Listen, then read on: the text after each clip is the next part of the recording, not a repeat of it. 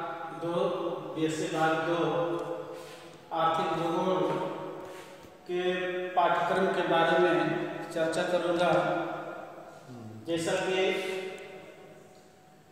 यह जो आपका पेपर है, जो फर्स्ट पेपर जिसे कहा जाता है, इसमें अधिकतम नंबर जो है 75 और समय जो है 3 घंटे का होता है। तो इस क्रम में जहाँ तक इसके पाठ्यक्रम की बात है, तो इसे 5 यूनिटों 5 खंडों में विभाजित करके हम लोग इस पेपर का संपूर्ण अध्ययन करने की कोशिश करेंगे। ठीक, जिसमें जो हमारा पहला खंड होगा, जो यानी आर्थिक भूगोल के विषय वस्तु के बारे में हमें जानकारी प्रदान करता है, उसके साथ ही कुछ और चीज़ों का भी अध्ययन किया जाएगा। तो देखिए, यानी जो इसका पहला खंड है, पहली यूनिट है nature scope and development of economics geography, यानी हम इसको हिंदी में कहें आर्थिक भूगोल की प्रकृति, क्षेत्र एवं विकास। फिर उसके बाद यानी मेजर कॉन्सेप्ट इकोनॉमिक लैंडस्केप, यानी प्रमुख संकल्पनाएं। और इसी टॉपिक में हम लैंडस्केप यानी आर्थिक भूदृश्य का भी अध्ययन करेंगे। साथ ही economics stage of economics development, यानी हम आर्थिक भूगोल के विकास स्तर का भी अध्ययन करेंगे। टाइपोलॉजी ऑफ इकोनॉमिक्स एक्टिविटीज, यानी इसमें हम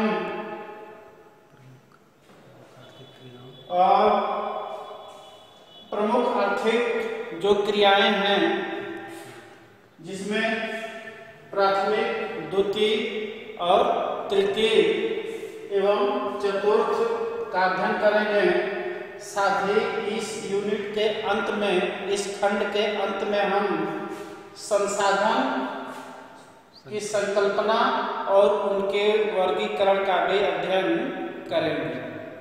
ठीक, तो प्यारे बच्चों, ये रही आपकी जो है पहले यूनिट, पहला खंड। और फिर हम चलते हैं इस पेपर के दूसरे खंड में। तो दूसरा खंड हमारा soil and major soil types, यानी मिट्टी व मिट्टी के प्रमुख प्रकार, मिट्टी व मिट्टी के प्रमुख प्रकार। फिर इसे ये जो खंड है, इसमें छोटे छोटे टॉपिक हैं और उन टॉपिकों से संबंधित पे हमें अध्ययन जो है करना है। तो जैसे फॉरेस्ट है, यानी जो वन है, तो forest types and their product, यानी वन उत्पाद प्रकार। इन चीजों का हमें अध्ययन करना है इस बिंदु के अंतर्गत।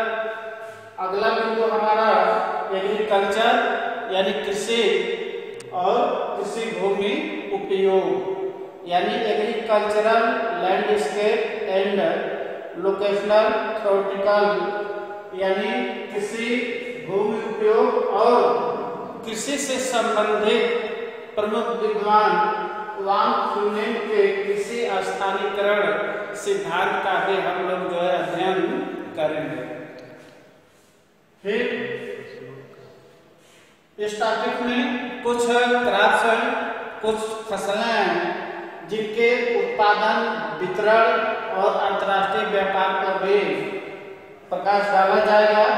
जिसमें प्रमुख फसलें हैं, जैसे चावल है, गेहूं है, गन्ना है, कपास, चाय, कहवा और रबर। इसके साथ ही यानी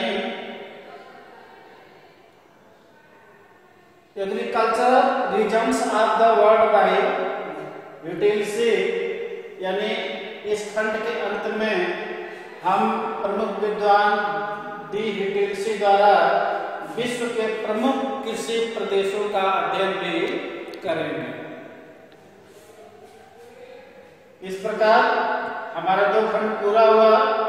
तीसरे खंड में हम लोग जो है यानी marine resources and agricultural major, यानी समुद्री संसाधन जो होते हैं, यानी समुद्री संसाधन कई प्रकार के होते हैं जिनके बारे में हम लोग प्रमुख बिंदुवार अध्ययन जो है करेंगे, जिसमें हमारा पहला बिंदु जैसे मान लीजिए मत्स्य पालन है, फिर उसके बाद जलीय जीवों का पालन, फिर उसके बाद यानी विश्व के जो प्रमुख मत्स्य क्षेत्र हैं, यानी विश्व के किन क्षेत्रों में मछलियों का व्यापक उत्पादन होता है, तो उन क्षेत्रों के बारे में भी हम लोग अध्ययन जो है इस यूनिट में करेंगे। उत्पादन, व्यापार, फिर उसके बाद इसी खंड में मिनरल्स आ जाते हैं, खनिज आ जाते हैं, जिनके उत्पादन, वितरण और व्यापार पर भी हम लोग प्रकाश डालेंगे। तो उसी के साथ ही यानी कुछ संबंधित घटनाएं भी हैं, उनका भी हम लोग अध्ययन करेंगे। फिर उसके बाद यानी लौ एस, मैग्नीज, बॉक्साइट, तांबा, अभ्रक, सोना, ये जो प्रमुख खनिज हैं, इनके उत्पादन क्षेत्रों का भी अध्ययन करेंगे। और इस यूनिट के लास्ट में जैसे कि हम जानते हैं अगर जो खनिजों के क्लासिफिकेशन को देखा जाए तो ये कई प्रकार के खनिज होते हैं, तो इसी में जिसे शक्ति खनिज या ऊर्जा खनिज के नाम से जाना जाता है, जिसे हम शक्ति के संसाधन कहते हैं, तो उन शक्ति के जो संसाधन से संबंधित खनिज हैं, तो उनके उत्पादन और उपभोग पर भी हम लोग एक दृष्टि डालेंगे, जिसमें कोयला है, खनिज तेल यानी पेट्रोलियम, और उसके बाद जल विद्युत और परमाणु ऊर्जा।